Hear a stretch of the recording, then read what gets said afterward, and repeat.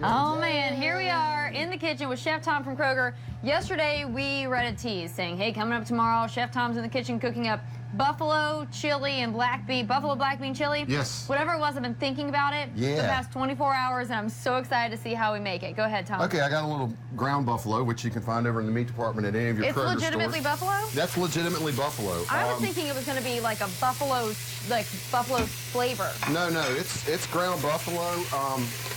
It has about half the fat in it that ground beef does. So if you were using, say, 75-25 ground beef, which would be 75% beef, 25% fat, this would have like 10%.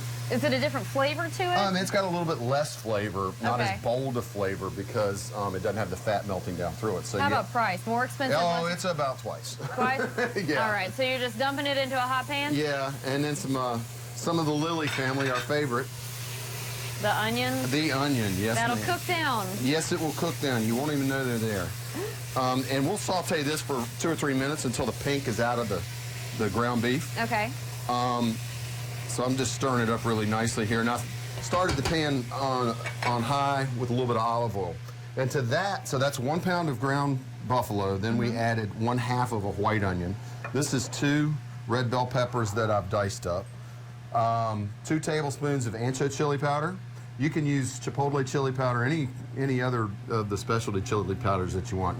I'm using 2 different kinds now so that you have a contrast in flavor. So this is going to have a kick. It's going to have a little bit of a kick. Ancho is more of a smoked flavor because it's a smoked poblano pepper, which is a milder of the Caspin family. And then we have regular chili powder right here. Here's the twist. You're going to get 2 tablespoons of unsweetened cocoa powder. Okay. You're going to get 2 tablespoons, 1 teaspoon of espresso powder, a little 1/8 of a teaspoon of cayenne pepper. There's going to be a little more kick. To thicken it up some, you're going to have a cup of bulgur wheat. Then we got 2 cans of low sodium Simple Truth brand black beans. Good for your heart. Yes, ma'am. And then we have 1 can of no salt added diced tomatoes from Simple Truth. All right. Which is a Kroger Natural Foods brand. So all this is going to cook together for about 45 minutes. Okay, so would this be a good crock pot thing to do? Yes, it would absolutely be a good crock pot thing to do. So we've browned up browned the onions and the buffalo. I'm going to add the red pepper. Stir it. You would let it saute for another 3 or 4 minutes.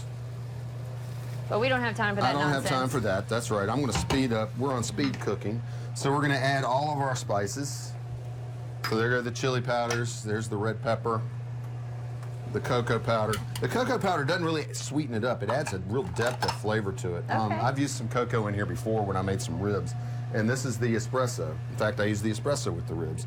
It calls for 1 or 3/4 of a teaspoon of salt. I'm going to start out light because I can always add salt to it. Good tip. Then I'm going to put the beans in there. I'll keep sliding stuff. You keep sliding stuff over. The bulgur wheat. Do we need this? Yes, we do. That is 1 quart of beef stock. So I'm going to stir all this together. Now, what does the wheat do? Is that kind of like rice? Will it plump up? It plumps up and it helps thicken up the chili. And like I said, this is 1 quart of beef stock.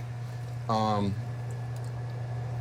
Kroger beef stock is medium on the salt content. The whole point of using the buffalo is it's a healthier alternative to ground beef, and you still get the protein and the iron and stuff from the beef. All right. All right, so. Mix it up. Mix it up. Make sure we're on high. It's going to come to a boil, and you're going to cook it for about 45 minutes. So once it comes to a boil, do you need to take it down, simmer it, cover it, that type of thing? Simmer it covered and let it go. How often do you need to stir it? Because sometimes I feel like I overstir and too much of the heat. You cannot overstir chili. Okay. Because what will happen is if you don't stir it frequently throughout the cooking process, it's going to stick to the bottom of the pan and scorch. All right. And then that is not good. My dad always tells me to clean up as I go. Yes. And then what we're going to have when we end up with this is it's going to look about like that, Tara, which I made yesterday. So. Oh man, well I can't wait to try this in just a few more minutes. Yep. We're gonna feel like we're home on the range here. Yeah. Eating what the cowboys eat. All right, Chef Tom, thank you for showing us how to put it together. We're Okay. gonna have this recipe on our website a little bit later this morning, fox2127.com. Be sure to check it out. For now, I'm gonna send it to break and let these beautiful smells waft through our newsroom as we wait, anticipate to taste it in a few minutes.